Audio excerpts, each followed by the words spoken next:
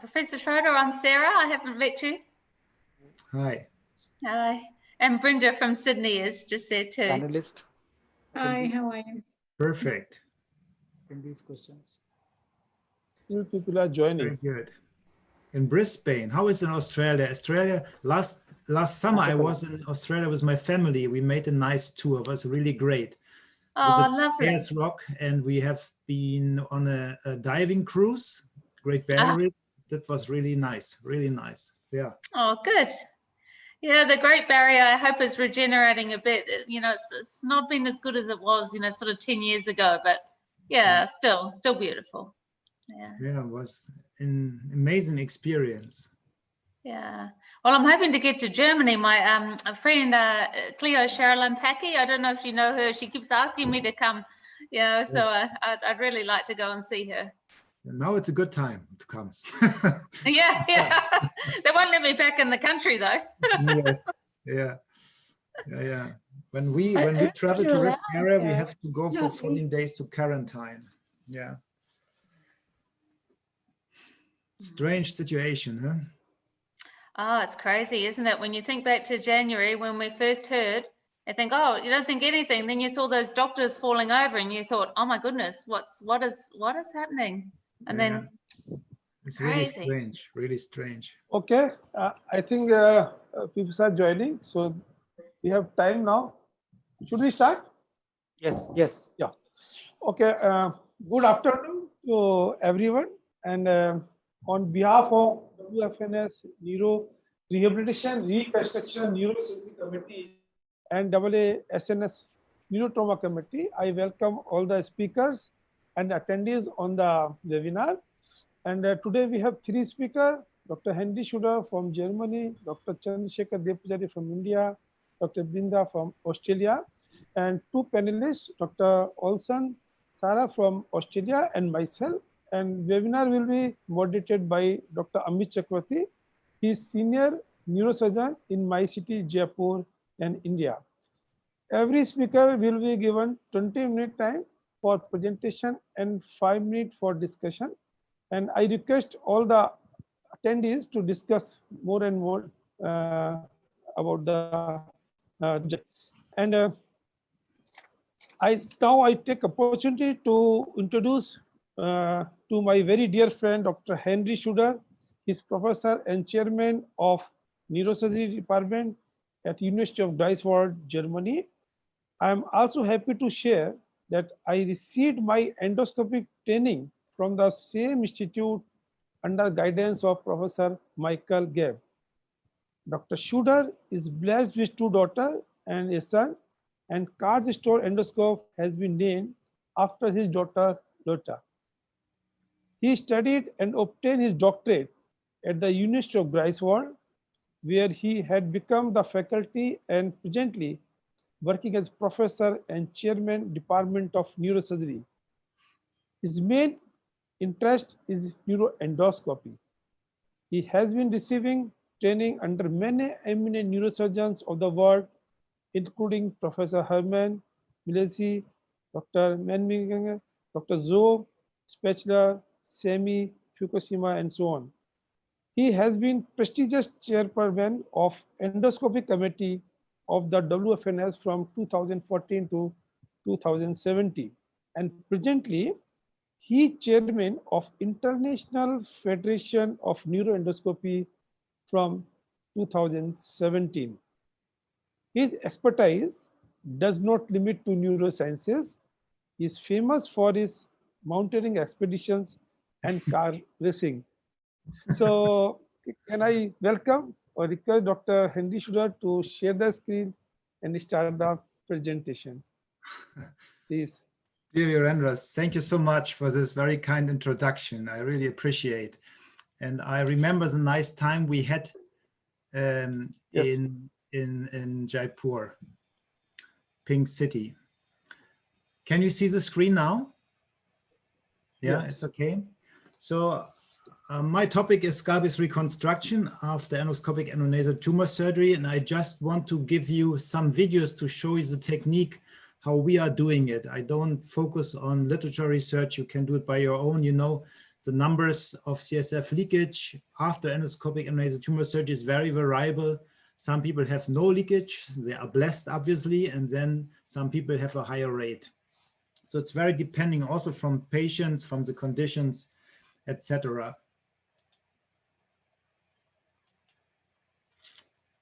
So I think very important when you deal with tumors at the skull base for an endoscopic procedure is the positioning of the patient. You know, sometimes patients are very obese, and if you place them simply supine, you have a high pressure intracranially, and that's why we always have the back 30 degrees up. Can you see my mouse? Yeah. Okay, you see we have it at least 30 degrees up, and then the head is turned to my side and here tilted to the other side. So I can stand very convenient to look into the nose without bending my back. I had already low back surgery, so I have to be careful that it's convenient for me. So positioning is extremely important. Then preparation of the nose with epinephrine 1/1000 is used to have a decongestion of the mucosa. And of course, we have to plan our strategy for skull base reconstruction before we start with the surgery. That is very important. So we have to look to the pre-op image and look to the lesion, what we expect. We always have a CT scan before we start with the surgery to be familiar with the nasal anatomy. We want to see, is there a septum deviation? We want to see the size of the turbinates, and we want to see how is the shape of the sphenoid sinus. Is it very pneumatized? Sometimes you have an onodicell, and you have to be careful that you not damage the optic nerve, which runs through the posterior ethmoid cells. We want to see where's the septum of the sphenoid sinus, and etc. So that is very important. And then, of course, MR imaging to depict the tumor is also tremendous important for the planning of the approach. And you see here, this is a child with a clival tumor, and we see that this lesion is obviously just extradural. So in this case, we do not raise the flap. So we can plan our skull base reconstruction accordingly. There's another patient, you see the chordoma has invaded intradurally. And of course, here we have to prepare a nasoseptal flap because we expect a major problem with CSF leakage. If you open the posterior cranial fossa, you know there's a high pressure, and these tumors usually cause the most problems in solving the CSF leakage. So when we do not see any CSF flow during our surgery, that means extradural lesions, we just cover the area with gel foam. If we have exposed the carotids, although we have not opened the CSF spaces, we always cover the carotid with a nasoseptal flap or fat at least. If you leave the carotid free, it can cause a delayed rupture of the carotid, which is reported by multiple authors because there might be an inflammation in the arterial wall, an infection or something like that, and then the carotid may rupture and the patient die because of massive hemorrhage from the nose. So it should never leave the carotid unprotected, for example, in chordoma surgery. If we have a pituitary tumor and we have no CSF flow, we just put gel foam in the resection cavity. Sometimes we use the bone to reconstruct the stellar floor, and sometimes we have a resorbable plate. It's a polydioxanone. This is a plate which was originally used for, oh, I have to close the door, one moment.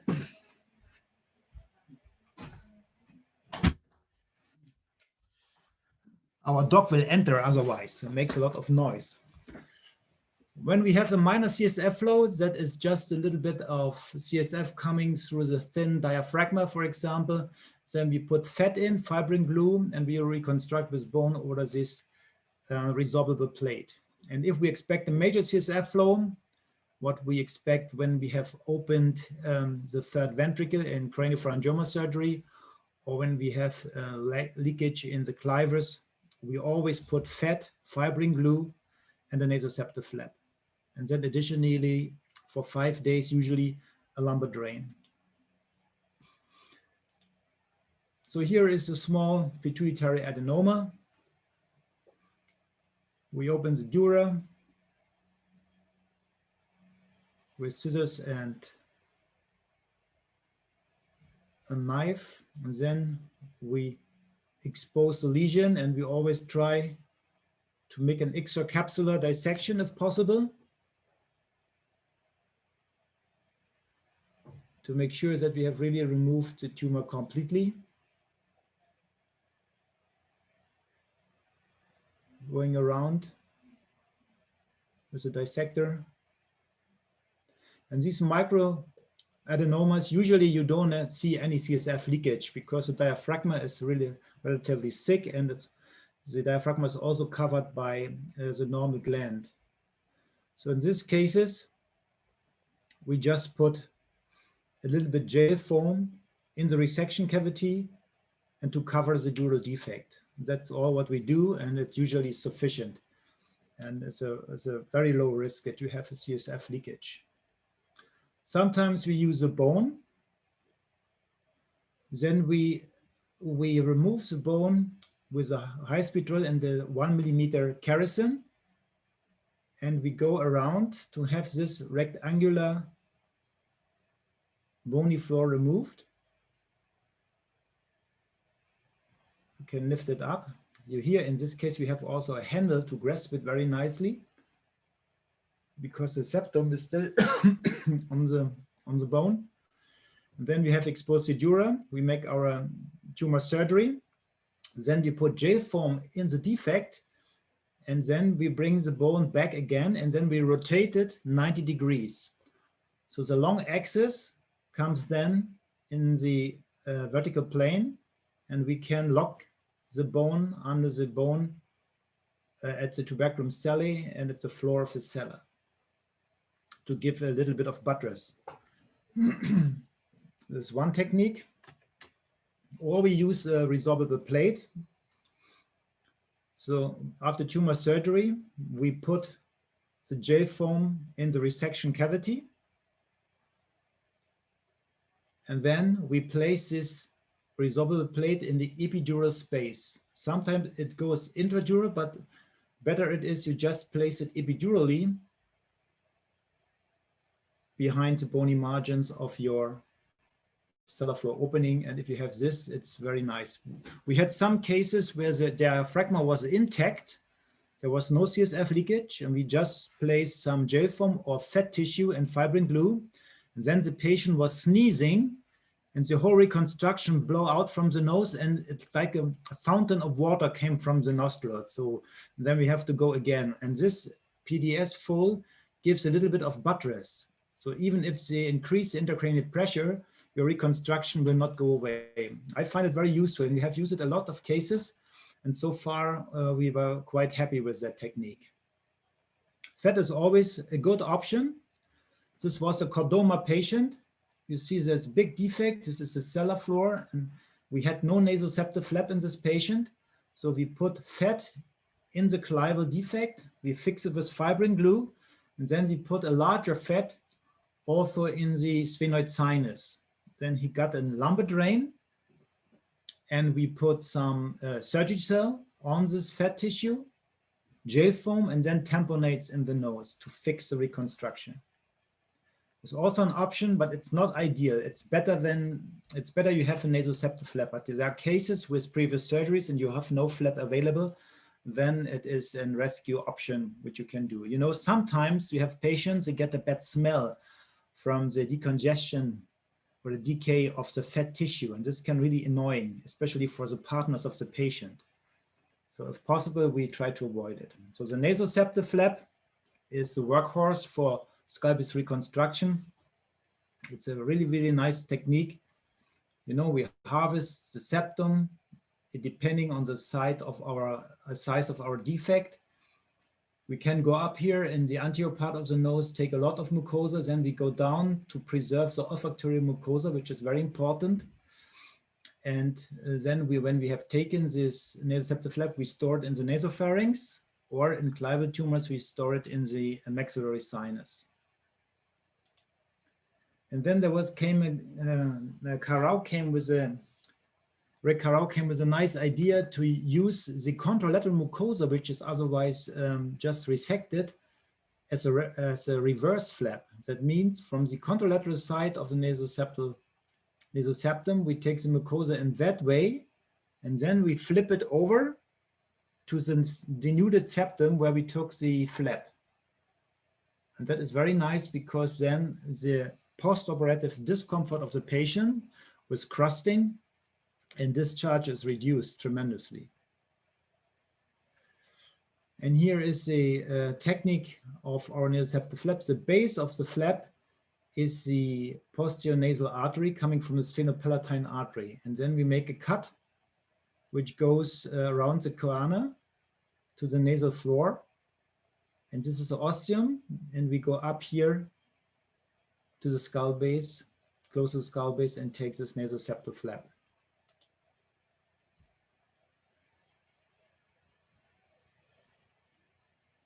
So we go into the nose. Always the major orientation is the choana. If you see the choana, you have a good orientation. And then we go up to the ostium of the sphenoid sinus. This is our landmark. This is the pedicle of the flap. The first cut is here along the choana. We have a monopolar electrode. And then we cut along the choana down to the floor of the nasal cavity. This procedure is done by our ENT doctor, Professor Hosemann. Then we cut along the floor of the nose, going close to the mucocutaneous junction. And the size of the flap can really be tailored according to your defect, what you expect during the surgery. So we go up to the anterior part of the nose.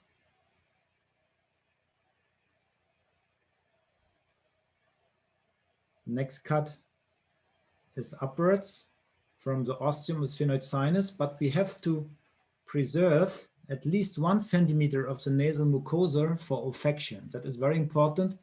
If you go too close, you may destroy olfaction, which is, of course, a bad result. And then the next cut that can go more up in the anterior part of the nose. Then the incisions are joined. And the last cut, this usually is done with a headlight. So an endoscope is not always taken by our ENT doctor. He is incising the mucosa behind the cutaneous junction. And then it's very important that you that you do not make a perforation to the nasal septum. That's very important. Perforations in the septum, the anterior part of the nose, it's very bad, and the ENT will shout with you if this happens. And here you see there's a cartilage coming, and then we have this special septal suction, which is very sharp, and you can nicely dissect the flap away from the cartilage until you come to the bony junction. And then we remove the bony septum. This is taken. The flap is further mobilized backwards.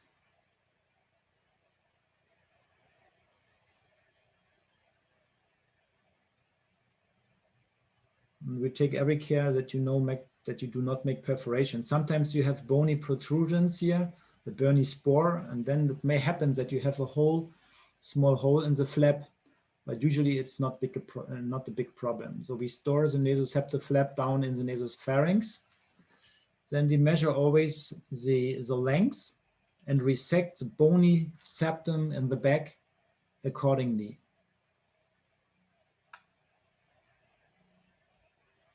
That is important to place the reverse flap.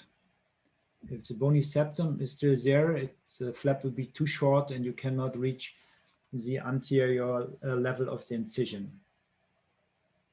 So this bony septum is taken.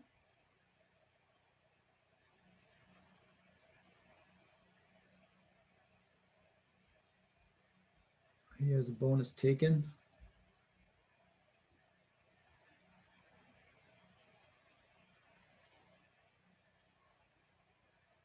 And then the mucosa is incised on the contralateral side. Otherwise, we have just resected the mucosa to get the access by a binostril approach, what we usually do in these cases. But now we use this mucosa for the reverse flap. So you see, this is a bony septum that is resected with preservation of the mucosa on the other side.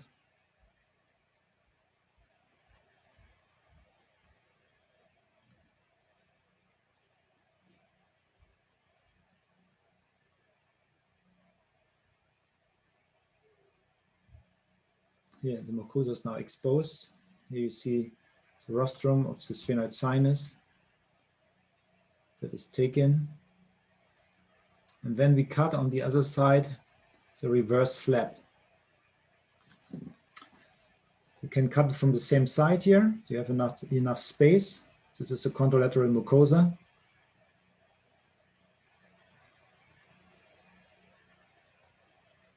Here it's cut. Then we cut up the mucosa. Here is the rostrum of the sphenoid sinus. It's another cut on the upper part of the reverse flap. And again, we have to be careful that we leave enough olfactory mucosa on this side as well to avoid any problems with olfaction after surgery. This is the ENT part of the procedure. If your ENT is not with you, then you have to struggle as a neurosurgeon, but you should also be able to make it yourself. But better is when we do it together. So usually we plan the procedures accordingly. Only in emergency cases, when we have acute deterioration and the ENT is not in town, then we have to do it alone, but it is very rare, fortunately. Then we take this reverse mucosa, flip it over the septum, the cartilage of the septum, so the anterior part of the septum.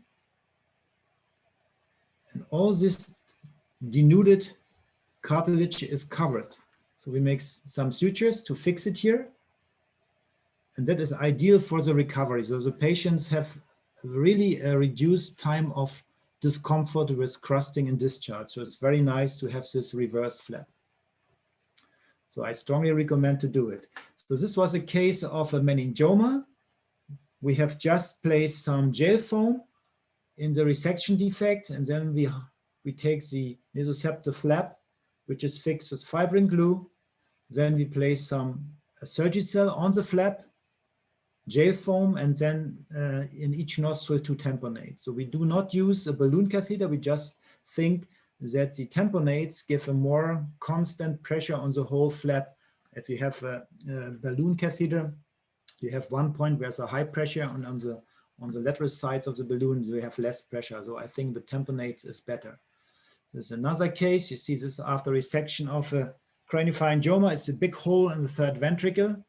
So we put some fat, which should not fall into the third ventricle, but just should stay in the dural defect.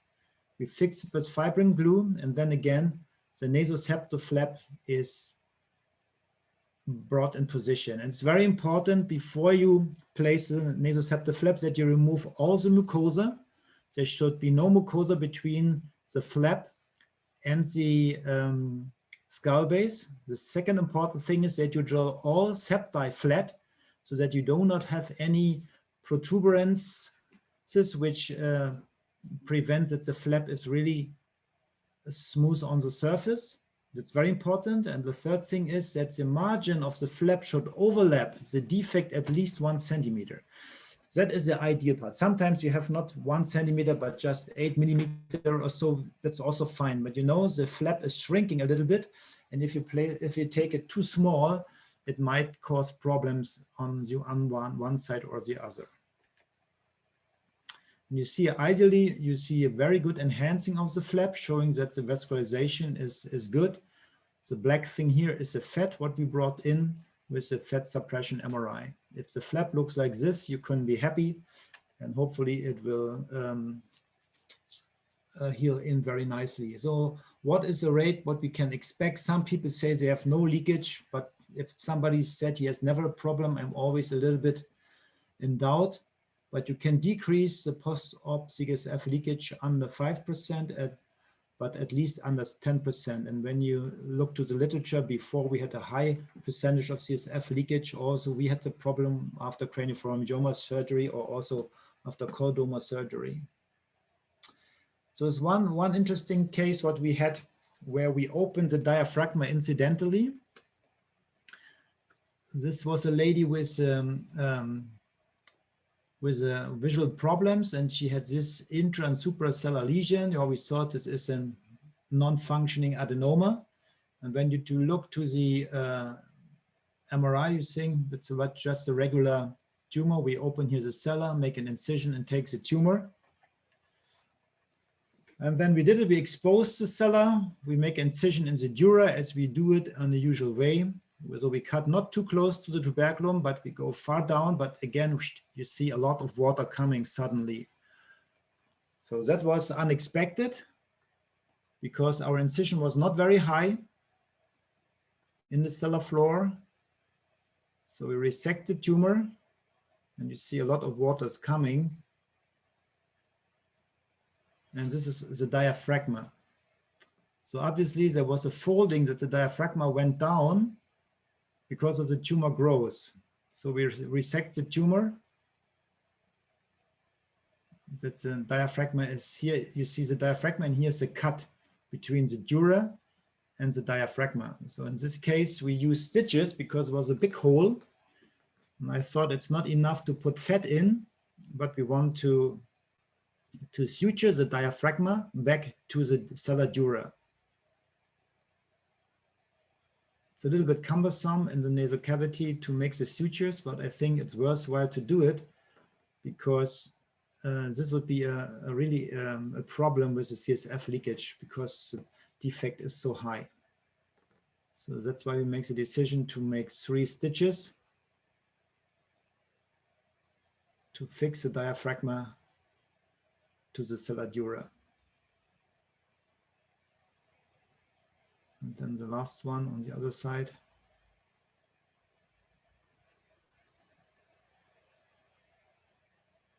And then we placed some fat inside, fibrin glue, and then of course a lumbar drain after the procedure to lower the pressure. But we removed it already after 2 days because she felt not happy with the drainage and there were no problems with post-op CSF leakage. You see the fat coming on here. And then again, our resorbable plate to have a buttress. We place it in the fat and then we put a second fat on top. And then again, Surgicel, gel foam, and 2 tamponates. And this is a fat. You see the fat tissue here. After day 1, then after 3 months, the fat starts to be resorbed. And then after 1 year, the fat is almost gone. So this was unexpected, but how could this happen?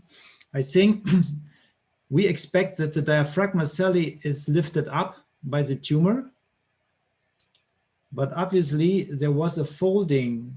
The original diaphragma was very low, then the tumor grows up and we have here a duplication of the dura. And then we cut exactly here through that and we had the CSF leakage. But this is rare, but can happen.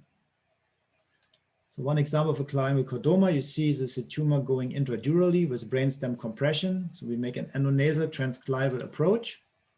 And this is a defect what you have. Then we place fat inside, fix it with fibrin glue. Then we put the nasoseptal flap, which is overlying the defect, at least 1 centimeter all sides. Then Surgicel, gel foam, 2 tamponates, and the lumbar drape for 5 days. And then we have this flap. Okay, I'm saying this is enough, just to showing the technique, what we are doing in these different types of CSF leakage, or if we have no leakage, how we reconstruct the skull base. And I'm happy to answer any questions. Thank you for your attention. Thank you, Professor Henry. One question, as Sarah was telling regarding Professor Andrew, what is your opinion of putting fat graft inside the sellar cavity? Yeah, we do that sometimes. When we have a CSF leakage, we do that. When we have only a minor problem or we have a thin diaphragma, we use usually Duragene and we use fibrin glue, but formerly we always used fat, and that is not a problem. The only thing is that it can cause sometimes a bad smell if it's not covered. But when we use this PDS, a foley to reconstruct the bony sellar floor, then it's not a big problem. So fat is an option, of course. And how often you use? How often you use PDS? Oh, frequently. I think we use it in each third or fourth of our pituitary cases. Okay. Sarah? I have, thank you, Professor Schroeder, for such a lovely talk. I have two questions. When you don't have a leak, I was very interested to hear that you don't pack. And I have this feeling too, you know, because if I don't pack, it's a lot easier for my post-operative imaging, particularly with the secreting tumors. And if I have to come back, then a fat that's really stuck. But how often do you find that, you know, there's no leak in surgery, and then when you stand them up after the surgery, there's suddenly a leak? Yeah, this is a problem before we use the PDS. There was what I told you, the patient was on the toilet or he was sneezing, and then the diaphragma ruptured. That's why you put now very liberally this PDS foley, so we have a butt rest. Do you have it? My second question is about the PDS. I haven't used that. I haven't seen it. I heard once, I don't know if it was this, but in Virginia, they were using something similar and they had something that eroded into a carotid. Have you had any complications with it? And what is it like if you have to come back? No, this is a resorbable thing. After 70 days, it's gone. What the other guys in US used was not resorbable. And then you can have problems with infection. And it's very soft. It cannot rupture the carotid. Then you do something wrong. So it's very safe. I wonder what they were using. It's usually used by the craniomaxillary or facial surgeons for reconstruction of the orbit. Great. But it can also be used in the nose. Initially, I was afraid there's some problems with infections or so, but we have used it so frequently and we are very happy with it. Great, thank you. Which company makes it? Is it a local product, Henry? Yeah, I think it's from Eticon. Ah, okay. I think it's Eticon. I just wanted to bring to your notice. I know our senior colleague from Lausanne. I'm forgetting his name. Tribole. He actually described this kind of CSF leak, and he called it from the lip of the diaphragm. And Mick Powell and he actually described that the easiest way to close this leak is probably just put both the lips together and use bipolar at low current, and it seals beautifully. And I have had an occasion to do it a couple of times, but this is a very elegant technique which you have shown. If you can take stitches there, I think it is as good as a very, very robust repair. But it's very interesting kind of a thing. And as you said, it probably is a dehiscence, or it may happen just because you are too vigorous in removing the top and front of the tumor right in the beginning, which probably should be left. I don't know. I usually now leave it to the end. The problem was the incision. I just cut through it. Right. Because I was not too high. Usually we stay below the tuberculum celli, far down, that we do not have this problem. But I think in this patient, originally the diaphragma was very low in the cellar. And that was a problem. So just we cut straight through. I don't think that coagulation would help. Do you think it will close such a big hole? I don't think so. If it's a small one, it might happen. But if it's so large... By the time you finished, it had become so large. But I'm saying that just when you notice it, maybe you could probably do it. I mean, as I said, it was a very elegant way to close it. So very nice. Yeah, we should avoid it. That's the best way. Going back to the PDS, what actually stands? What is the full form of PDS? Polydeoxanone. Okay. Polydeoxanone. Congratulate you, Henry. And what is your experience with lumbar drain? We have another question, that how frequently you are using lumbar drain? Yeah, so we try to avoid lumbar drain at all, because, you know, it can cause really problems. We had once a lady, she was not very compliant. And I told the nurses she should take care, but this lady was standing up with a lumbar drain open in her back, was walking around the ward, and she had an olfactory groove meningioma, and all our reconstruction was falling intracranially, and she got a big brain abscess. So that the lumbar drain can really cause problems. But if you have a compliant patient and he really takes care that it's the level of the external auditory canal, then it's very nice to decrease the pressure. And I think for craniopharyngiomas where you have a wide opening of the third ventricle, or especially also chordomas, that these tumors can cause a lot of problems. I know some of my colleagues, he had to do 20 surgeries to close the CSF leakage in a clival tumor.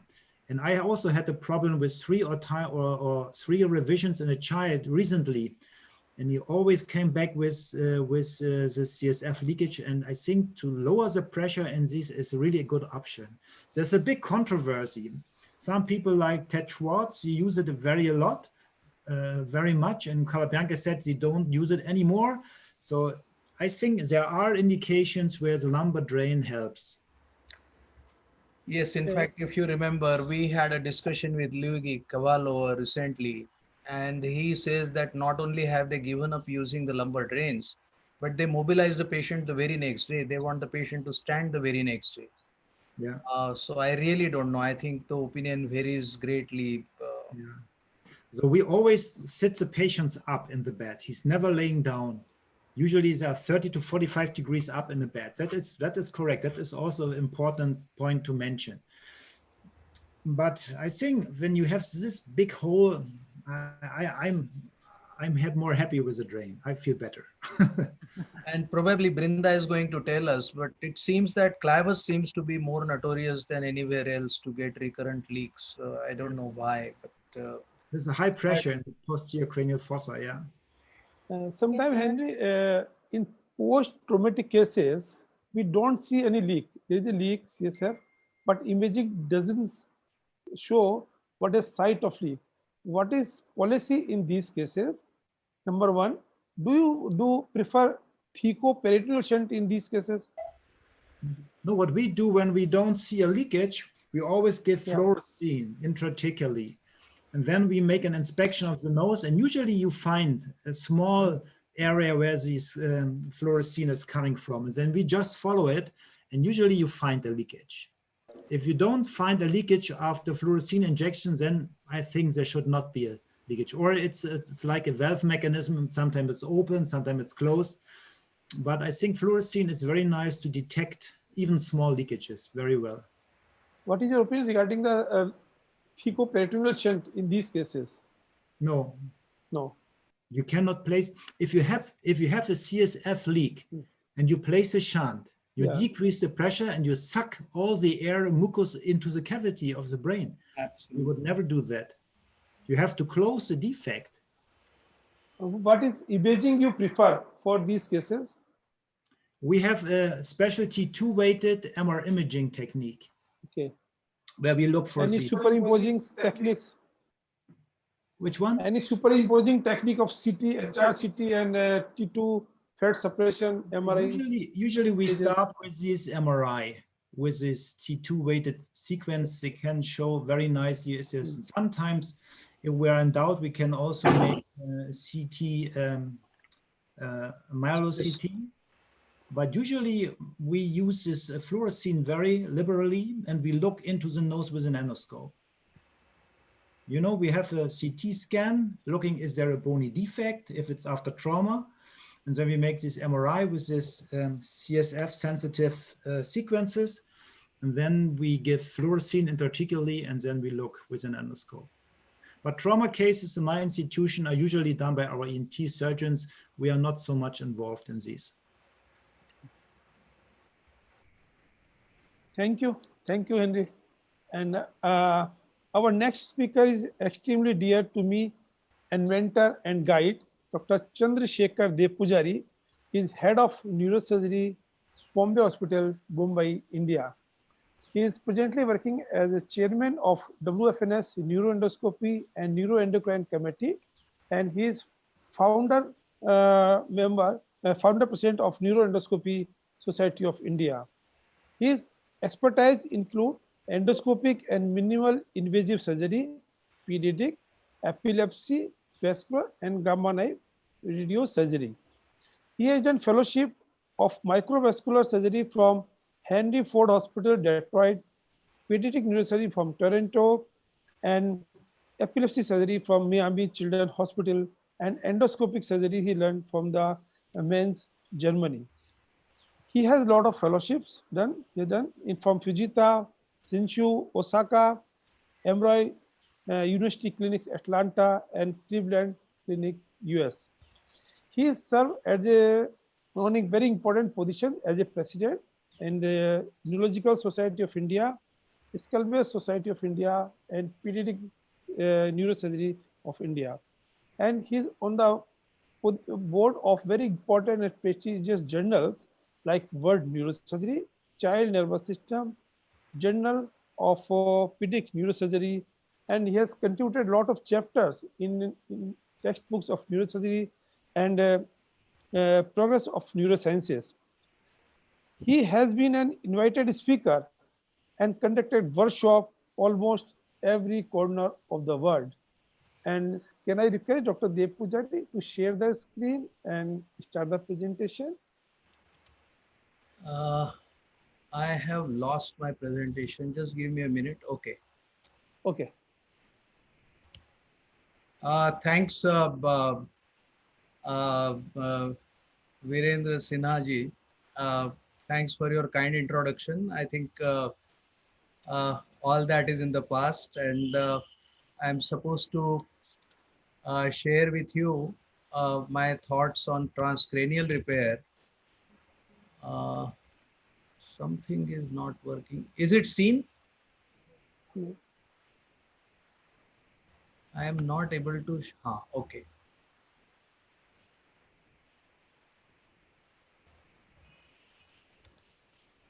Can you see my screen now? Yes. Yes. Okay.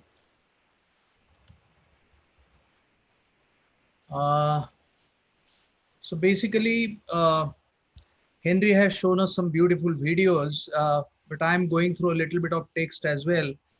Some of the questions which came along, probably I would try to answer them as we go along, and discuss with you how we tackle these issues. We work closely, and Henry knows my colleague, Dr. Nishit Shah. We work very closely together and do all the anterior skull base cases together. Basically, when we are talking about anterior skull base repair, we are going to talk not only about post-traumatic and post-skull base surgery, but a fair amount of my practice is pediatric, and we also have midline defects like encephalocele, which require both kinds of repair from time to time. Over last 17 years, when we last counted, we had about 208 cases, out of which 115 were spontaneous, mainly because it's like a tertiary care center. There's less number of traumatic cases, 57, iatrogenic 34, and at that time, 1 congenital. Now we have about 7 congenital cases as well. And as you know, the most annoying presentation is of course nasal discharge, and anosmia, but you can have a patient coming with headaches, just talking about salty taste in mouth, and worst scenario is repeated attacks of meningitis. And for diagnosis, you have a variety of tests. You first confirm that it is CSF, and then you try to localize the leak. So all the imaging is not only to confirm the leak and identifying the cause, but also in localizing the leak as well as assess the size and the location of the defect well. X-ray skull sometimes can give you a very good clue because of the pneumocephalus, and also tells you about the urgency of treatment. Radioisotope cysternography has been the standard before the CT era, and HRCT actually made it much easier, and especially with CT cysternography, uh, which became a gold standard. But today, like what Henry said, we are mainly dependent on what we call MR cysternography, which is basically a cis sequence of MR, the extra prolonged T2 weighted image to get the CSF quite well. And what is most important, which you understand after missing out a few cases, that it is always good to look for all sites of defect described in the literature before you say that something is responsible. Radionuclide markers, I think, is really become historical, and in very exceptional cases, you may have to still use it. HRCT initially came up saying that this is the answer for everything, but we know that sometimes the leak site and the CT biggest defect do not really match. So you do see the defects on the CT scan quite well, but then actually to know for sure where the CSF is leaking from, you need to do a CT cysternography. And this is one example of a cribriform leak. This is another example from a lateral sphenoid leak, which seems to be very easily missed. And this is the MR-CIS sequence, which Henry was talking about and his favorite. And most of our patients usually have this. Apart from the fact that it shows the defect quite well, and you can localize it quite well, what is important is also sometimes you can know if there are any important neurovascular structures in the encephalocele which is coming down. And this is especially important in congenital cases, because occasionally you will find either the anterior cerebral artery is coming down or the pituitary stalk is coming down into the encephalocele. So that's another important thing, which is and the third important thing is that if you can correlate this well with a HRCT, I think that gives us a very good detail about on experimental basis. MR cysternography with dye is being done at NIMHANS, one of our major centers in South India, and they have published some very good results. But Indian FDA does not approve intrathecal use right now throughout our country. This is another patient where you can see a lateral sphenoid leak just near the uh, medial edge of the sylvian fissure. So the combination of high resolution computed tomography and magnetic resonance imaging, some of our colleagues at Hinduja Hospital have actually shown that there is about 93% accuracy with this kind of method based in about 90 cases. And they have published this in Journal of Radiology. Apart from that, if you still are not sure or the patient's leak is not being very convincing, then sometimes you may do a diagnostic endoscopy, which is of course done at the beginning of every, but sometimes very rarely you may do that. And here you see the nice encephalocele here, which confirms you.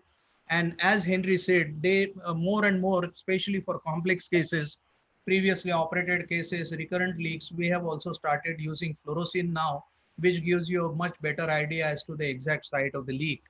Uh, in terms of management, is there place for conservative management? Yes, I think there is a definite place for conservative management in acute head injury and in bed rest, stool softeners, avoidance of straining, etc. Acetazolamide in controlled trials, at least in one of the institutions in India, PGI Chandigarh, they have carried out a study and they have shown that acetazolamide does not make any difference.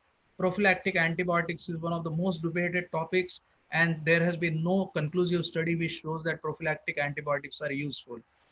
When you are talking about surgery, you have shown very elegant techniques by which endoscopically this can be treated, and which patients to treat by which method, it becomes also quite important. And more midline the defect, I think endoscopy is more useful.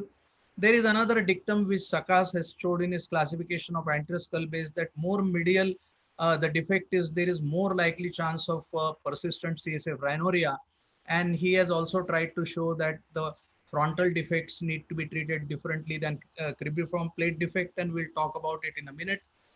This is a paper which has actually shown that difference quite well, that posterior wall of the frontal sinus is something which needs to be repaired, especially if there is evidence of any intracranial injury, and that may not be possible to do by the endoscopy. So this also tells you where the defect is, also tells you that which will be a good mode of treatment.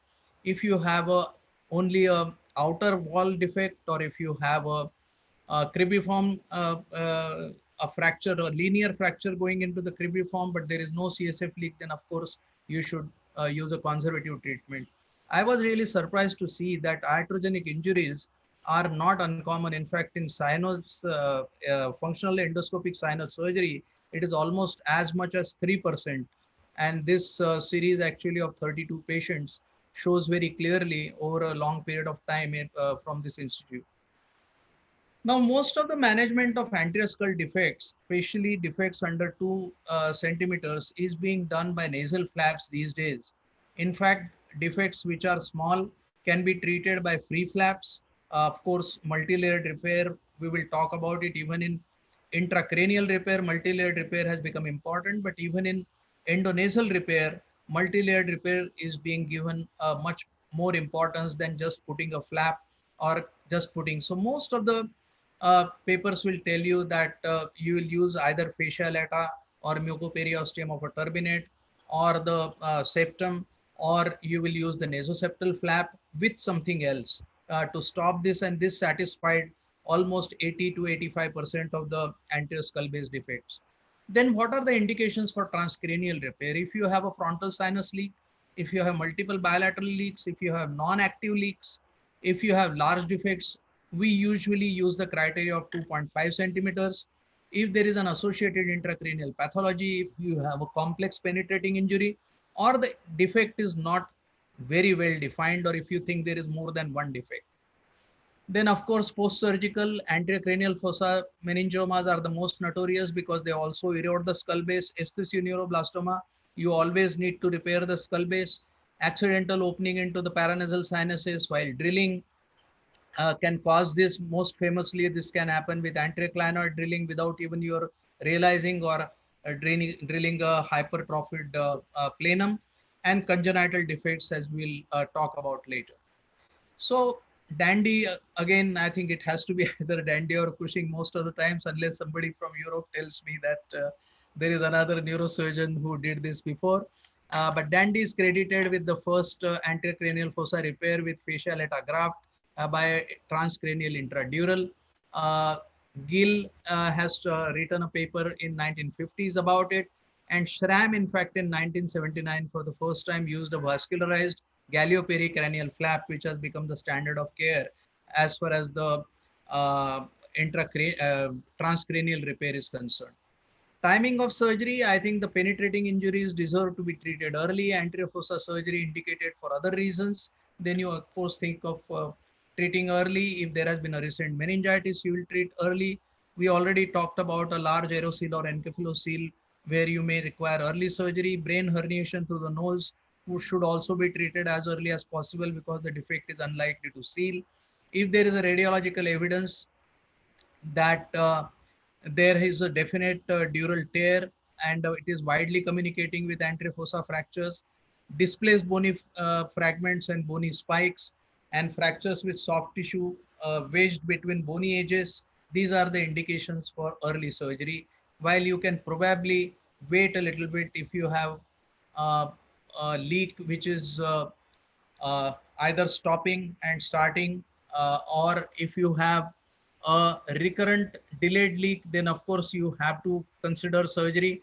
And of course, any episode of meningitis or infection would think of surgery, even if it has healed well to begin with. Then there are two types of repair technically which are done. Intradural repair is preferred if you have a pneumocephalus, if you have raised intracranial pressure, if you have other neurological symptoms.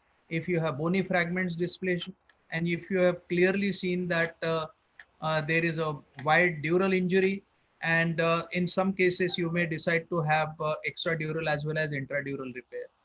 You usually would operate on this patient with about 30 degrees head high, and you will usually take a bicoronal incision.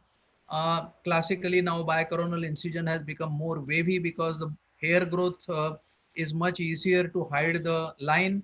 Especially in children, we do it with a wavy line, but in adults, we still follow just behind the hairline kind of a flap. And this is the extradural repair for a defect of the posterior posterior wall of the frontal sinus. You are trying to dissect the dura away from the midline and away from the base. And once you are doing that, you start seeing the defect already. And once you have seen the defect, once you have identified the posterior edge of the defect, then you know that you are now ready to put this is kind of partially healed fracture. And once you have seen the uh, uh, posterior edge, then I'm just cutting open the psychiatrics from there. And we have already taken a flap earlier, and this flap is being stitched. And then at one end, at least take 2 stitches to make sure that it stays there, and then it is glued to the defect. And this is how it is usually represented. I will show it in the most important thing which has made life much easier and the defects are healing better are the vascularized gallopericranial flap. This is a patient who has been operated for a tumor. There is a defect there. So we have used Duragen to cover that. Then we have used a free fascial allograft, and then we will cover it with the gallopericranial flap. If it is bilateral, it is much easier to do. If it is unilateral, sometimes we are happy to do it with the free flap alone. And the use of artificial dura very rarely is being done. Most of the times you try to do a vascular flap, and then the frontal sinus of course needs to be taken care of. So the most importantly is that you remove all the mucosa. That is very important. Then you either fill this up with fat or muscle, and then we soak gel foam and make a layer of gel foam over that, and then get the gallopericranial flap down, suture it to the bottom end, and then spread it over the dural edge as well. So this is how, if it is bilateral, it is much easier to put it, if you are, especially if you have cut the farcs. Otherwise, you need to actually put it all on one side. If there is a very large defect, like in one patient, we have also used temporalis from one side in addition to gallopericranial flap. Iatrogenic fistulas usually present within the first week of surgery. They are quite often secondary to our faulty technique, that improper dural closure or raised ICP. This is more common in posterior fossa surgery, but paradoxical CSF rhinorrhea can occur after CP angle surgery. I'm sure Dr. Brinda will tell us about that. And CSF leak after ACP drilling can be very easily missed. And this has been a reason for a couple of our patients. We've written about the protocol for these kind of iatrogenic leaks in this Capabianca's book. We've written a chapter on this. But basically, I think I'll first show a case. This is a patient where we had a giant pituitary adenoma, which was done in 2 stages, first transnasal and then transcranial. And about 2 weeks after the transcranial surgery, he had CSF leak. Actually, we did a cysternography and it showed that the leak was from the posterior wall of the frontal sinus. So it was a faulty kind of a repair of the sinus. And this was shown on a CT cysternography quite decently, and we repaired this. So the most important things are that you need to check for a pseudomeningocele. You can have a difficulty in diagnosis as to where the leak is coming from, and therefore you need to investigate them. Conservative treatment is an option in early failures, that is the early CSF leaks, where the repair has been satisfactory. But if you have not been satisfactory repair, or if you have a delayed leak, then I think re-exploration is the rule. Shunt should be placed only if there is a problem with CSF circulation, if the patient had additional hydrocephalus, which is not relieved in spite of tumor removal. So basically, when you look at overview of surgical technique of repair of complex and anterior skull base defects, and this study mainly talks about post-operative defects, that many of these can be repaired today with endonasal technique, but about 20% patients remain where a transcranial repair is required, and they have a huge series of about 70 cases which were repaired by the transcranial approach. In last 5 years, we have treated 72 patients, 58 underwent endoscopic repair, 9 transcranial repair, and 5 required combined approaches. So what are the various reconstruction goals? I think the dural defect has to be closed. There has to be viable tissue interposed between the sinuses and the brain. There has to be some kind of a repair for the lost bony architecture. Should it be bone or should it be soft tissue is something which we'll discuss later. And if especially this is a problem with some malignancies, if there is any defect in skin cover, then that needs to be repaired with the same quality of skin. So this is another series of 78 consecutive cases of post-surgical cases where a purely transbasal approach was used for a 3-layer reconstruction. And all these papers emphasize that a 2 or a 3-layered, in fact, most people suggest a 3-layered reconstruction with only about 5% failure, which has been talked about. And what are these multi-layered graft reconstruction? You can have the dura repaired by either an inlay or underlay technique. In addition to that, then you do a second layer with onlay overlay technique, and then it can be some kind of a flap and preferably a vascularized pedicle flap. If you have a largish bony defect, anything more than about 1.5 to 2 centimeters, then you need to consider repairing that as well. Like Dr. Schroeder showed, you can probably use PDS now. Otherwise, there is a Stryker company makes something out of Medpore. There are, you can use actually one table of the skull, which is our favorite right now, unless you have a septal bone which is present in combined procedures, because it causes less foreign body reaction, and cadaveric bone can have a failure rate which is not really acceptable but has been used. And the other thing which is important probably is when we talk about vascularized flap, sometimes you may have to use a galliopericranial flap in addition to an nasoseptal flap, depending on how big the defect is. And in a combined surgery, that is another thing which can probably be done. A novel technique of using a rotational temporal flap with one layer of the bone has also been described to cover these kind of defects if they are large.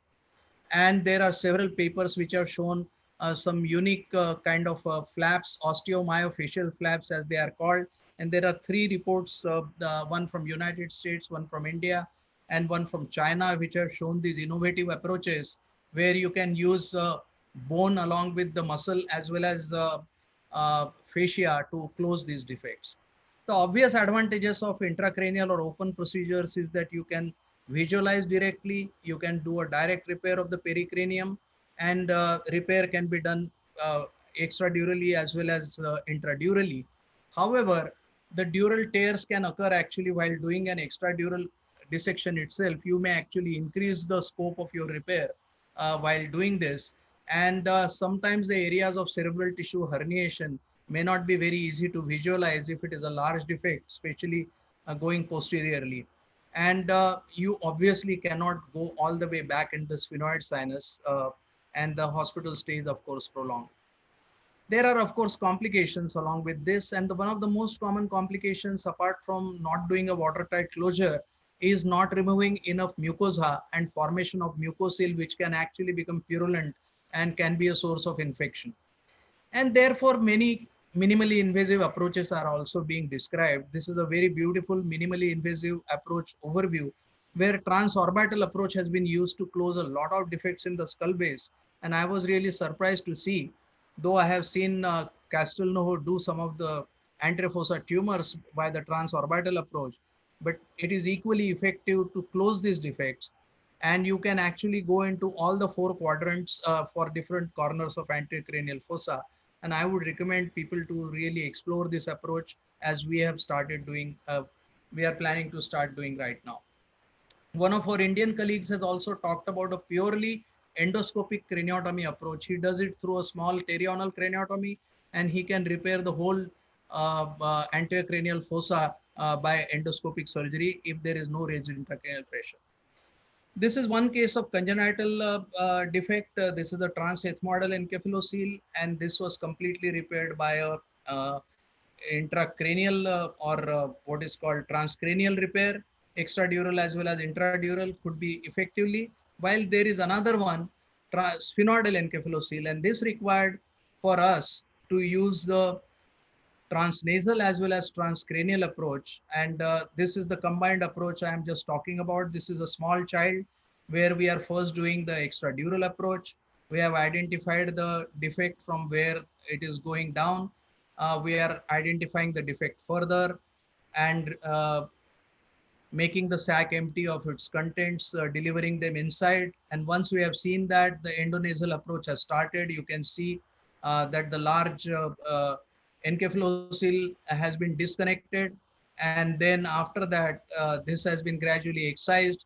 And then this was repaired with a graft after putting, this is the piece of bone which has been put from the inner table of the skull.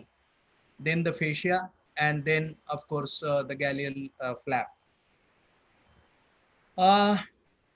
Sinonasal malignancies pose another problem. This is a patient who has been previously irradiated and now has a tumor which has also gone into the temporal fossa partially.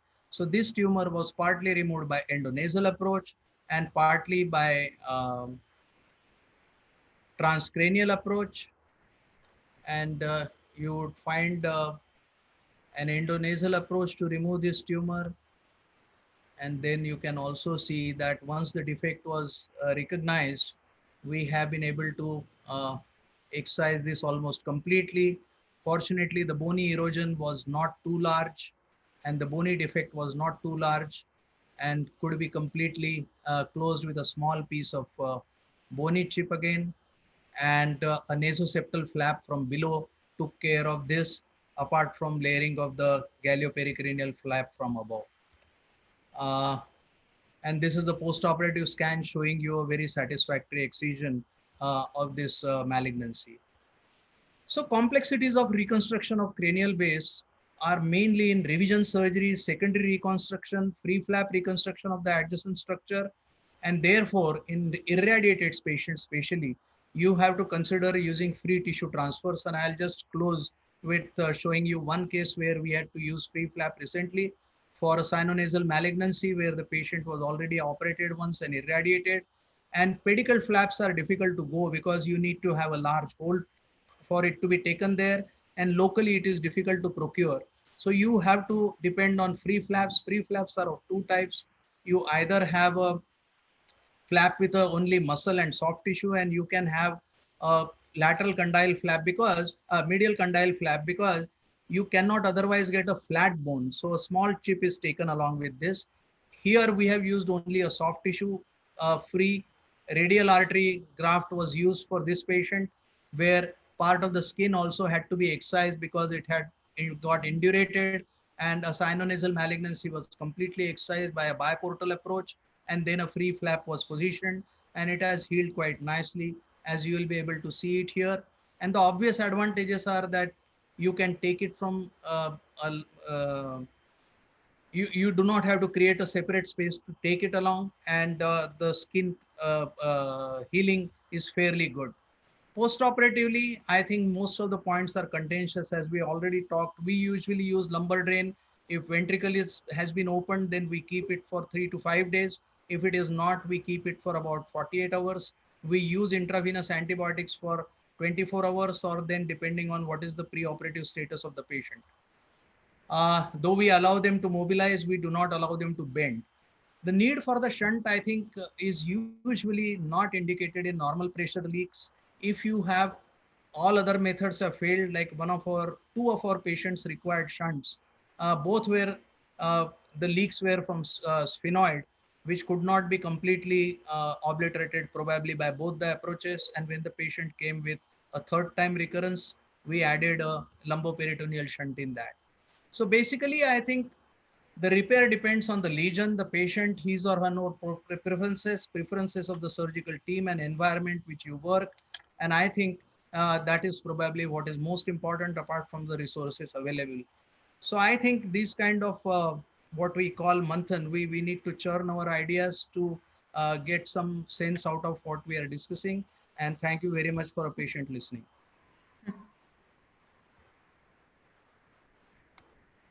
Thank you, Professor, for the beautiful lecture. We have a question that if you could again summarize the points with regard to the decision making between intradural and extradural repair, especially for the beginners.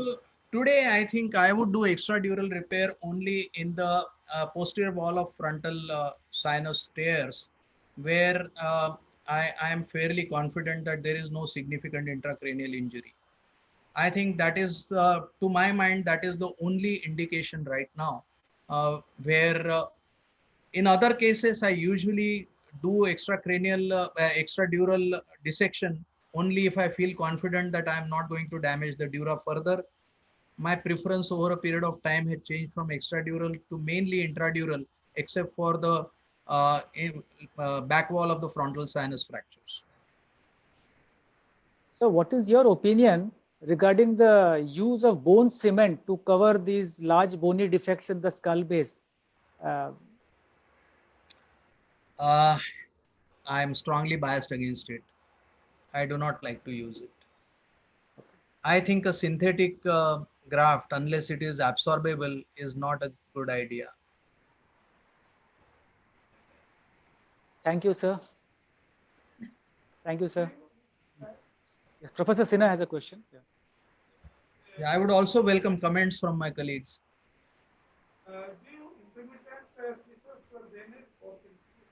Sorry, Sarah, can't hear you.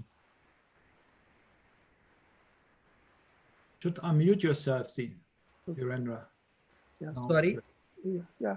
Do you do intermittent CSF drainage or continuous drainage? No. Intermittent CSF drainage was something we started with 20 years ago, but we have completely stopped that. We either keep a drain or we do not keep a drain. Well, Most of the patients we start off pre-operatively, we put a lumbar drain in these patients. And if we have had a very good repair, we usually remove it at the end of the surgery or the same evening in the ICU, because then patient is mobilized from next day. But if there has been unsatisfactory repair, or especially cases like craniopharyngioma, when the dura has been extensively opened and the ventricle has been opened, then I would keep it for 72 hours. Have you ever come across the brain sac problems during lumbar drain? I am sure it happens, but for it to happen symptomatically, I've had only one meningioma patient in CP angle where I have had a little bit of an issue. I actually drained her CSF mainly because she was developing a pseudomeningocele. And she was one patient who became symptomatic with low pressure signs. Yeah, we had also the problem with two patients with craniopharyngioma. They presented with hydrocephalus because of the tumor, and we removed it. And then we make the reconstruction with the nasoseptal flap and lumbar drain. Everything was good. We removed the drain and they start to leak. Then we placed an intraventricular catheter, EVD. For 5 days, everything was good. We removed it and they start to leak. And then we had to place a VP shunt. And then they stopped. And after 1 year, we removed the shunt. But two patients, it was strange. But this was a high, I think they had a high pressure. That's why they always start to leak again. We had one boy with a with a chordoma. He developed a meningitis after the surgery. And he also had an active hydrocephalus which required shunting to solve the problem with the leakage. Sometimes it can happen. Can I just ask, sorry, I think I might have missed it. What do you preferably use to plug the frontal sinus if you're repairing there? What is your preferred material? Preferred material is I would first of all excentrate the sinus. then block the nasolacrimal duct with either fat or muscle, and then I would exteriorize it either with pericranium or free from temporalis fascia maybe, because that's the most easily available, and then place the gallopericranial flap over it. What do you use, Prof. Sinner and Prof. Schroeder, to repair? The front, Yeah. the frontal sinus, you mean? Yeah. What do you plug it with?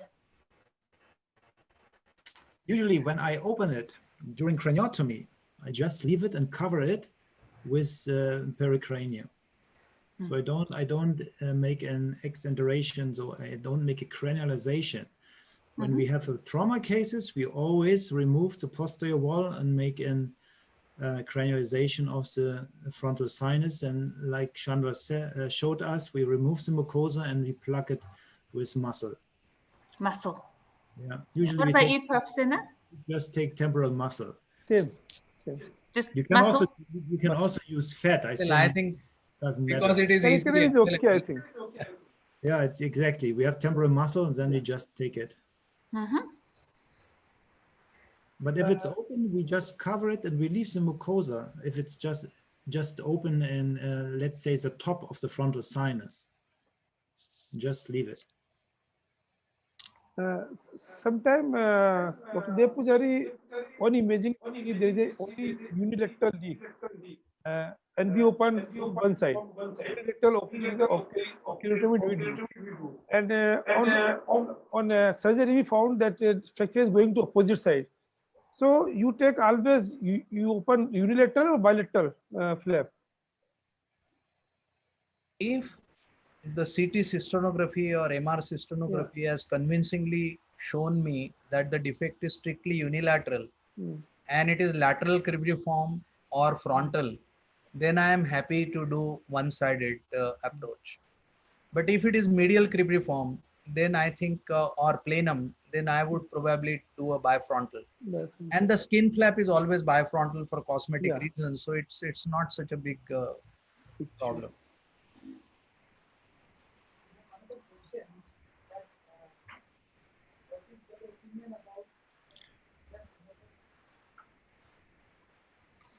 We have another question, that what is your opinion on how to repair some of the uncommon cases where because of trauma the dura and bone defect reaches up to tuberculum sellae? I think up to tuberculum sellae is not bad. Anything in front of the pituitary stalk or in front of the optic nerves, I think you can repair it very safely with a gallopericranial flap. I think when the defect goes into the sella or to the posterior clinoid, then the problem starts, because even if you split the gallopericranial flap, you have to go on either side of the optic nerve. You still have to leave the medial portion to a free flap. And therefore, I think here the ENT surgeons are of great use to us, that we usually, if we find that we cannot reach the posterior edge of the defect, we would immediately get our ENT colleague and we would simultaneously finish off the endonasal repair as well. Thank you, Dio Pujari sir. With this, we move on to the last lecture of the day. May I request Sarah, if you could introduce our last speaker, Brinda. Lovely. Oh, Dr. Brenda Shivalingam's been a great friend of mine for many years, having trained together in Australia. So she's a skull-based surgeon in Sydney. She's the Director of Neurosurgery at Sydney's Chris O'Brien Lifehouse Australia, the first comprehensive cancer hospital in Australia. And she's also appointed neurosurgeon at Sydney's Royal Prince Alfred Hospital and the Mater Hospital. Her post-fellowship training was in Cambridge in neuro-oncology and skull-based surgery at Adam Brooks. Thank you, Brenda. Yeah, thanks everyone. Thank you kindly for the organisers for asking me to be a part of this. It's quite a privilege and nice to be thought of as an expert in the field, and especially to Sarah. Thanks for including me. So sorry, I've gone ahead. So my topic is managing CSF leak after lateral and posterior fossa skull-based surgery. And I chose this because obviously our previous speakers have given us a very comprehensive overview on anterior skull base and endoscopic skull base. And one of my specialty interest areas is in acoustic surgery. So that's another location where we encounter CSF leak, which can be quite problematic. So just as a bit of an introduction, I suppose the incidence of postoperative CSF leak is somewhere around 9 to 12% if you look at the literature. And why does it happen? It's largely because there is an inadequate watertight seal of the CSF compartment, along with some sort of relative CSF pressure differential between the CSF compartment and the outside world. As we all know, the the lateral and the posterior skull base have as their centerpiece the petrous bone itself, which is quite complex in its anatomy. It brings together the intracranial compartments, the ear structures and nose structures, and all within a pneumatized bone. So throughout the talk, we will be focusing on a number of different types of CSF leak, and the different places where it can leak really are egression of CSF through the suture line, a contained pseudomeningocele, or CSF rhinorrhea or CSF otorrhea. So I guess the workhorse, the retrosigmoid craniotomy is obviously, as a neurosurgeon, it's the workhorse for a lot of CP angle pathology. And it's quite a versatile corridor for a lot of neurosurgical pathologies. The management of CSF leak in this situation really starts at the beginning of the operation. And a few careful steps can really prevent postoperative leak later on. So for a standard retrosigmoid craniotomy where it's not an acoustic neuroma, I generally use a small lazy S kind of incision, which is no more than 5 or 6 centimeters. And for the accurate placement of this incision, we use neuronavigation to map out the sigmoid and transverse sinuses, and then we mark out the incision. I feel that, Sarah will know that I'm a bit of a fan of small incisions, and I do feel that there is some logic to it, especially in this location. If you've got small incision, there's less of a dead space created after surgery, and therefore there's a less opportunity for CSF to come out through the wound in particular. After the skin's opened, the next layer down is really the musculofascial layer. And for this, I actually make a C-shaped flap incision so that it can be closed in a watertight fashion at the end of the operation. Once the craniotomy is done, we're all very familiar with the mastoid air cells which are exposed, and this is usually waxed watertight at the beginning of the operation, and I check it again at the end of the operation. The one other thing I also do is the way that I open the dura. So I usually open the dura in a curved fashion along the sinuses rather than a cruciate incision. So with a cruciate incision, you often find that the dura, once it's retracted back, gets quite dry over many hours of operating. And when you try to close it, it creates little gaps. Whereas the flap incision, I actually lay the flap on the cerebellum. I don't retract it, and that keeps it nice and moist. And at the end of the operation, it comes together quite beautifully. So for the closure then, again, it's all about meticulous attention to detail. So we start off with the dural flap, which is then sutured with interrupted sutures, and usually you can get a watertight closure. If there are any gaps, I use some muscle from the suboccipital muscles, little bits of muscle that I stitch along the dura to close any gaps. We then lay some gel foam throughout the craniotomy defect. And then the craniotomy, the bone is replaced with plates and screws, and I use methyl methacrylate to cover the gaps. I feel that the gel foam acts as a bit of a tamponade and really squashes the dura to the gel foam, and it allows that seal to form, and then the wound is closed in layers. So the translab approach, however, is quite a different kind of posterior lateral skull base approach. And as you know, it's mostly used for acoustic surgery. So for acoustic surgery, for translab, but also for retrosigmoid, we use a C-shaped incision.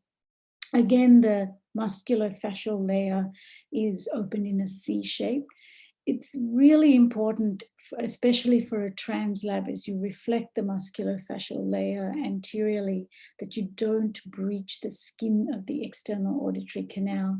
That has happened to us a couple of times, and it's a real nightmare when that happens. The dura is opened in a Y-shaped fashion, and usually the tumor actually sits in the mouth of the Y. The closure in a translab is challenging because you can never really get a watertight closure of the dura because of that gap that's created by the tumor itself. I do put in some sutures to oppose the dura as best as possible. And then we lay a synthetic dural graft like Duragen, which is held in place by glue. We then pack the area with fat, which is usually harvested from the leg or the abdomen. At this point, we also scarify the eustachian tube and obstruct it with fat as well. And then over it all is a methyl methacrylate cranioplasty and a layered closure of the skin.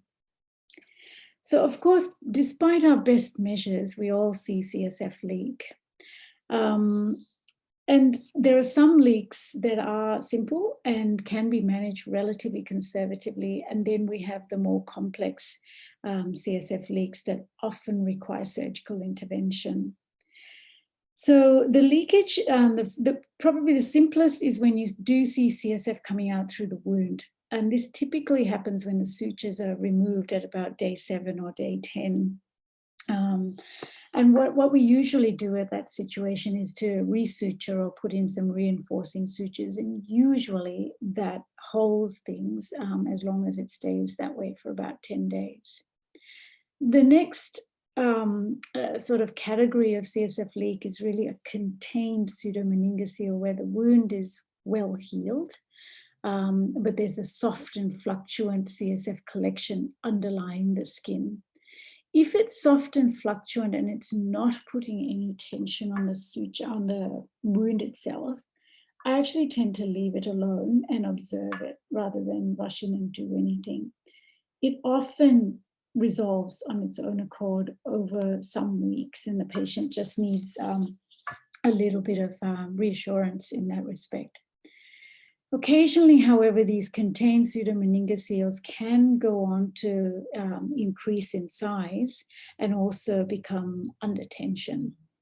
And that's when we really do need to intervene a bit more. But again, I start with simple non-operative measures and then work my way up towards an operative solution.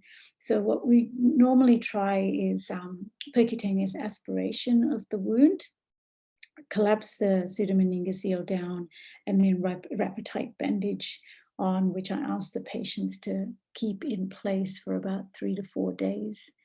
And I'll repeat this about 3 times. And if it's not fixed by then, it's time to escalate measures. So usually at that stage, I advise revision surgery. And what we do is reopen the wound and find the spot of the dural leak. If it's a small hole, it can be plugged with either some muscle or some fat, and that's the end of it. And I don't necessarily put in a lumbar drain in that situation. On the other hand, if it's a larger defect, then I do use fascia lata. I harvest fascia lata as well as fat graft. repair the area, pack the area with fat, and then I do put in a lumbar drain for a few days to allow things to heal. So just a quick case. This is Miss CP, who's 47 years old, and she's a recent patient of mine. And she presented with headaches, seizures, and left-sided weakness, and had this massive middle fossa meningioma. The things to note in this scan really is that the meningioma erodes the squamous temporal bone as well as the petrous temporal bone. And as you can see, there's quite a large dural defect as a result of the meningioma. So she underwent surgery, and this is, you know, when you've got a tumor that presents as a large base on the dura, you unfortunately have to raise a big flap. So she did have a more traditional question mark incision for this surgery. I was able to achieve a Simpson grade 1 resection, and it turned out to be an atypical meningioma. At the time of the operation, the mastoid air cells, sorry, the petrous air cells were waxed. And we closed the dural defect just using Duragen and fibrin glue. And I did this thinking, well, it's a supratentorial lesion. The CSF pressure should be, you know, reasonably normal rather than high, as opposed to the posterior fossa. And I felt that the Duragen and fibrin might be just enough. And this was followed by craniectomy of the squamous temporal bone and then cranioplasty. However, about 10 days post, she presented with a contained pseudomeningocele, which was under some pressure. So in this instance, we tried the percutaneous drainage 3 times with the bandage, but it didn't work. And therefore we progressed our measures. So on reopening the wound, as expected, there was that original dural defect, which was there again. The duriform, I find, sometimes shrinks away with time, and that's what had happened. It had shrunken away and left a big gaping hole. So we harvested fascia lata as well as fat from the leg. Try to suture the fascia lata and then pack the area with fat. And replace the cranioplasty. I also, in her case, put in a lumbar drain and kept it in place for 4 days, and it was fixed after that. So the next thing really is about CSF rhinorrhea and CSF otorrhea, especially in the setting of the translab or the retrosigmoid drill out. So prior to talking about how we repair those problems, I would like to spend a little bit of time on the anatomy of this location, because if you pay attention to a couple of the anatomy spots where the CSF leak could occur from, when you're closing these wounds, you pay particular attention to these spots in order to avoid things. So this picture was taken from an old paper from 1982 by Ed Laws's group, and I've actually colored things in just to make it a little bit clearer for people to see. So clearly this left, the picture on the left shows the acoustic neuroma and its relationship with the structures of the petrous bone. Of note here is the eustachian tube and the middle ear structures, as well as the external ear structures. The picture on the right shows us the drill out for both a retrosig and a translab. So the retrosig is depicted in blue. So this is the craniotomy, which is pre-sigmoid, sigmoid. And then this is the porous acousticus drill out, which happens to get the tumor out of the IAC. So there are 3 possible sites of CSF leak in this situation. The first is really where the internal auditory canal can communicate with the air cells in the location of the porus, and that can get into the eustachian tube or the middle ear. Similarly, the retrolabyrinthine air cells can also be left open at the end of an operation. And then, of course, with the retrosig, as we saw before, the craniotomy itself often involves the lateral mastoid air cells, and that needs to be closed at the end of the operation. The translab drill out is outlined in the red, and you can see it's quite a large area of drill out which exposes all of these air cells. And the picture, this last picture in the right-hand corner, shows us where the fat packing is at the end of a translab.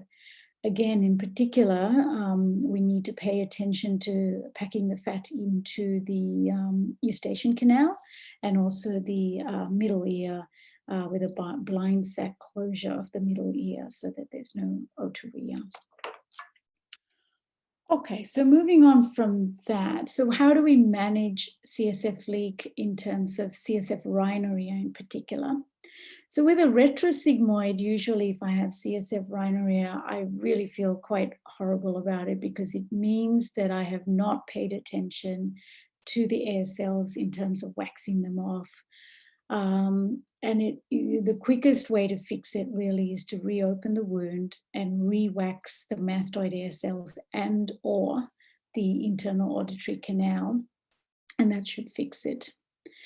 If there is ongoing leak despite this, it implies that there are some invisible air cells that we just couldn't see either with the microscope. Sometimes we actually introduce an endoscope into the IAC to look for the air cells. And despite all of that, if you can't see the air cells and there's ongoing leakage, then I usually call upon my ENT colleague to do an endoscopic endonasal obliteration of the eustachian tube, and that usually fixes it. In a translabyrinthine setting, it's a little bit different. So you turn things around a bit. Because you already packed the area with a lot of fat, you can start off with a lumbar drain because there's lots of fat there that should essentially seal over. The reason why there is a leak is because of the pressure differential. So you put in a lumbar drain to reverse the pressure differential, and that allows the fat to sit tight and seal. And usually I would drain for about 5 days. If there is ongoing leak, then they need to be reopened again. And in this instance, we usually reopen, repack, have a look at the external the eustachian tube again and scar it off, pack it off. And if it's still ongoing after that, then again, we do an endoscopic obliteration of the eustachian tube. Then we have otorrhea. Otorrhea is actually not that common with these procedures. I think I've only seen it a couple of times. Firstly, with a retrosigmoid craniotomy, otorrhea is something that I would never manage conservatively. It almost always requires some form of surgical intervention because it's not going to stop by itself. This is not like a traumatic otorrhea that can stop by itself. This is a post-op one. So we usually reopen and repack the IAC as stated before, and or a blind sac closure. But almost always using a lumbar drain in this setting as well. With the translab, as I said, the breaching of the skin of the external auditory canal has happened to us a couple of times, and that's a real problem because you need that skin to granulate over and cause and seal properly. And so if that were to occur, again, we repack the area and put in a lumbar drain to reverse the pressure differential so that it allows granulation tissue to form. So finally, just as a tiny bit of literature, as we said before, the incidence of the CSF leak is about 7 to 13% in large centers that do these sorts of procedures a lot. Just about all of the surgical series in the literature are large retrospective reviews, as you can imagine. But there are just a couple that I thought I would highlight just because it raises questions about preoperative lumbar drain and when to intervene surgically. So Krausen's group actually studied, looked at their retrospective series to look at whether preoperative lumbar drainage reduced the incidence of CSF leak, but they found that it didn't. So in both groups, there were pretty similar CSF leak rates. And furthermore, the lumbar drain group had some complications associated with the lumbar drain. So they concluded that a preoperative lumbar drain was not worthwhile, and I would concur with that. Mangus's group looked at, again, a large series of post-acoustic CSF leak over a 40-year period. And they found that 75% of them required some form of surgical intervention within 33 days of the original operation. Generally, the wound leak patients were managed conservatively, and about 91% of them would settle without operative management. But the rhinorrhea patients, almost always, 92% of them almost required surgical intervention. So just as a matter of conclusion, I guess the big take home is prevention is always better, and therefore attention to detail during the primary operation is the key. But despite our best measures, CSF leak will occur. Wound-related leaks can be managed conservatively, but rhinorrhea and otorrhea most often will require redo surgery and often lumbar drain. Despite the recovery time, the anxiety, and perhaps repeated operations, thankfully, we can actually reassure our patients that there will be resolution and that there will be no long-term sequelae. And that's my talk. Thank you. Thank you, Dr. Brinda. We have a question from Felix that in case of unresolved pseudomeningoceles where we have done repeated percutaneous aspirations and pressure bandage, do you advise a lumbar drain? Generally not. I generally, it depends on the procedure. So for instance, in a trans lab where there's been a lot of fat packing already, perhaps we can go to a lumbar drain at that point before reopening the wound. But in a retrosig where there is no fat packing and you're relying on either optimal waxing or a watertight dural closure, and if we see a pseudomeningocele, then a lumbar drain I don't think will work because the hole is still there and there's nothing to plug the hole. So in that situation, I don't put a lumbar drain in. I will reopen and explore and find the hole and fix the hole. Dr. Gaurav has a question. He wants to know your view regarding the use of shunt in posterior pseudomeningoceles after a posterior fossa meningioma surgery in which the air cells were not opened. So like a permanent VP shunt? Yes, yes. Yeah, I've never had to use one. So generally, if you can find the leak and fix it, it rarely then requires long-term shunting. Okay. And what is your opinion regarding the use of dural sealants in case of posterior fossa surgery, where little bit of watertight closure is not possible at maybe the edges of the dural opening? Do you recommend dural sealants? I don't. I don't put a lot of trust in them. I should say I don't think they provide a watertight seal. So I use it more as a glue to hold something in place, but I don't rely on it totally. Dr. Dinesh Sharma has a question. Yeah. Yeah, if you could just finish it. No, I was just interested to see what others thought about dural sealants and fibrin glue and that sort of stuff. Professor I Henry, do you completely use? agree. Yeah, when we make the retrosigmoid approach, we never wax. We don't take wax because old Majid Sami, he said there had a higher infection. So we always take just muscle, and we don't put it on the open air cells, but we put it inside. We really brought it inside to cover all the small cells with muscle. And then we take another piece of muscle when we cover the surface, a big piece, and then we take fibrin glue to fix it. But we had also cases, you know, sometimes a mastoid is only one air cell. It's really tremendously wide open. And in these cases, you know, even if you pack everything and you take fibrin glue, they will start to leak. And these are the few cases, it's very rare, let's say once a year or so, and then we place a lumbar drain prophylactically after the surgery, because we know they will, for sure, they will leak. Sure. Dr. I Sara, don't find the glues helpful either, Brenda. I think they're only good for holding things in place for me. Yeah, so like fat into the cellar, or but yeah, on their own, I've not found them helpful at all. No. I agree. I think glue is just to stick something, not two edges of the dura. Yeah, because it will be resolved by the CSF very, I think 7 days, and then it's gone. Correct.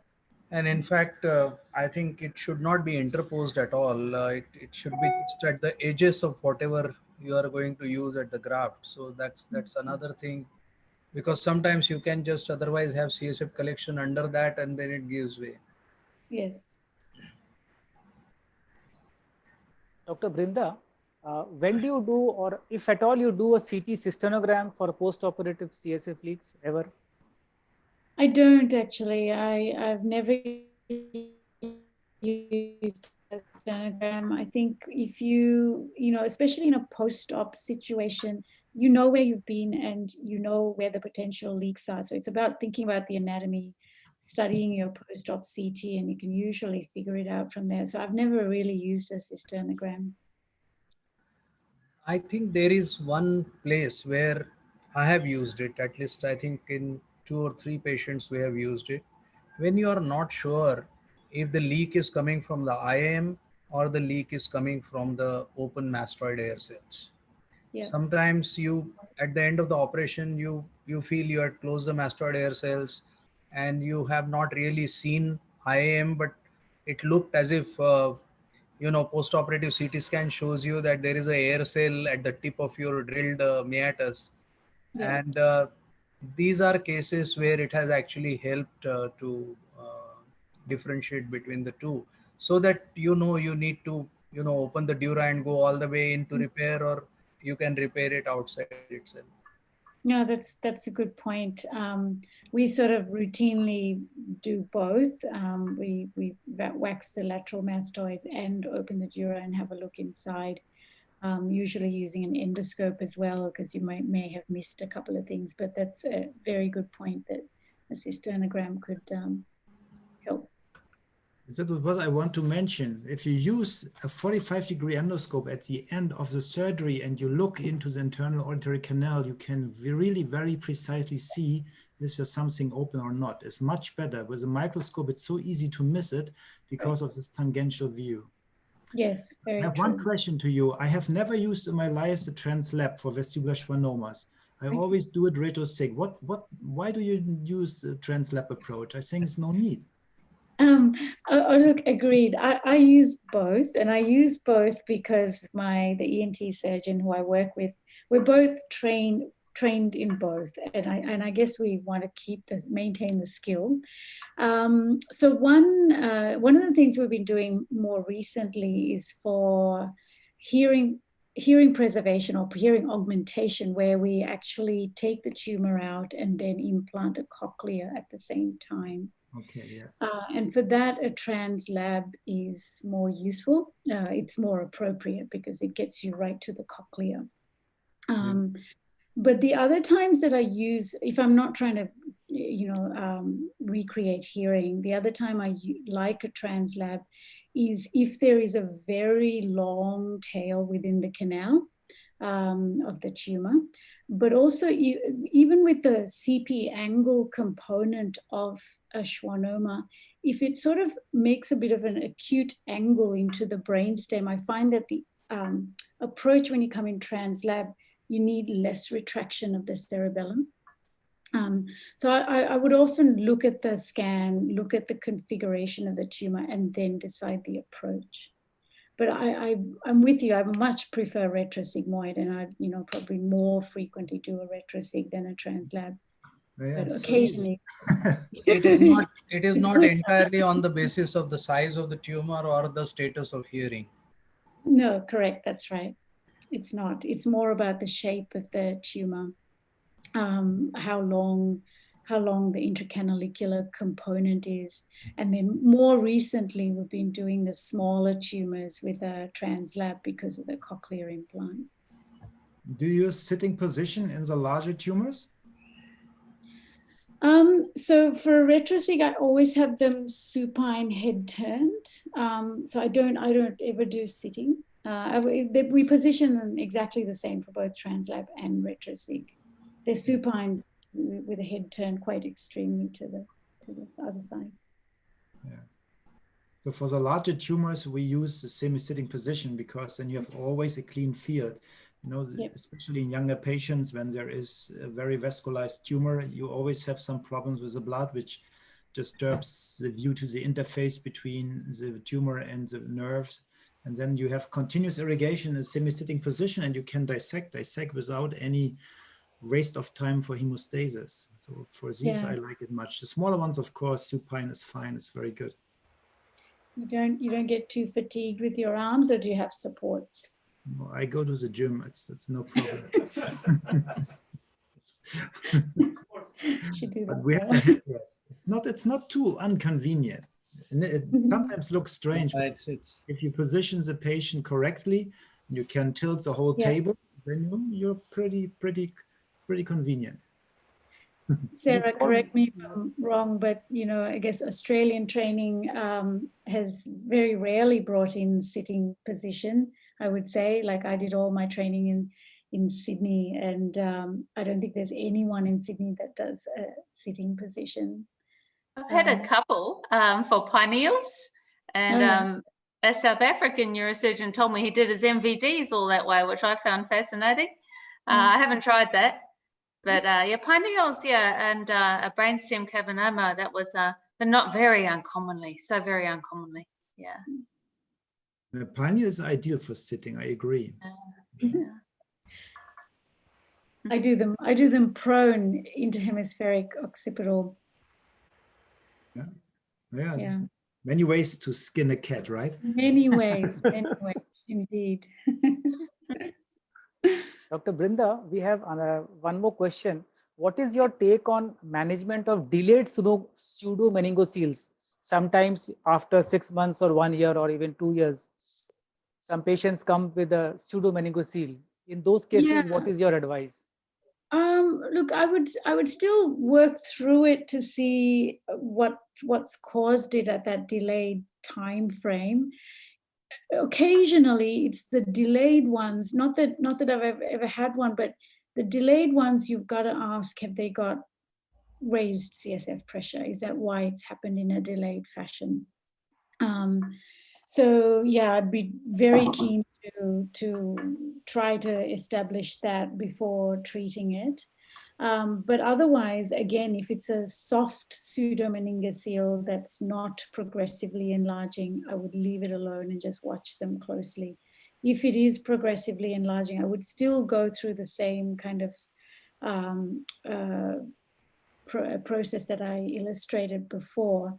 But I think the delayed ones are the ones where you've got to ask, does this person have raised intracranial pressure? Is that why it's being pushed out? Thank you. Dr. Sarah, if you could officially give the vote of thanks. Oh, yes. Thank you very much, all our speakers tonight. It was a really great discussion. Thank you so much, everybody. It was a good night. Thank you. Okay, bye. Thanks for the invitation. Stay well. Hope to see you soon, face to face. Okay, sure. Okay. Thank you. Bye. Thank you, everyone. See you. Bye-bye. Sir. for joining. Thanks, Yeah. Dr. Sinha. Okay, thank you.